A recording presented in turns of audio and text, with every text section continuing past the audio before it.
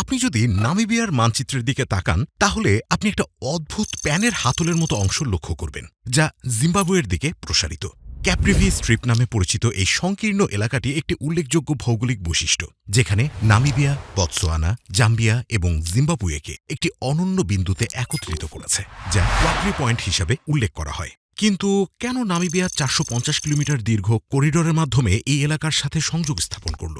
১৮৯০ সালে German chancellor লিও von ক্যাপ্রিভির Zambezi নদীতে নামিবিয়াকে সংযোগ করতে চেয়েছিল, কারণ নামিবিয়া ছিল তখনকার জার্মানির একটি কলোনি এবং এর উদ্দেশ্য ছিল বর্তমান তানজানিয়ার সাথে একটা বাণিজ্যিক রুট চালু করা, যা তাদের তৎকালীন আরেকটা কলোনি ছিল।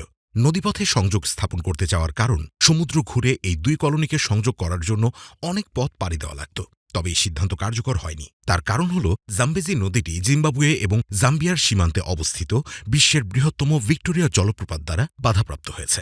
এই প্রাকৃতিক প্রতিবন্ধকতা নদীটিকে নৌ চলাচলের জন্য সম্পূর্ণরূপে অসম্ভব করে তুলেছে। ব্রিটেন এটি সম্পর্কে জানত, তারপরেও জার্মান কলোনিকে একটি বড় অকেজো অংশ দিয়ে রেখেছিল। সুতরাং তৎকালীন এই অকার্যকর সিদ্ধান্তটি আজ শুধু আফ্রিকার মাঝে নয়, পুরো পৃথিবীর মাঝে একটা ইউনিক স্থান হিসেবে পরিচিতি পেয়েছে।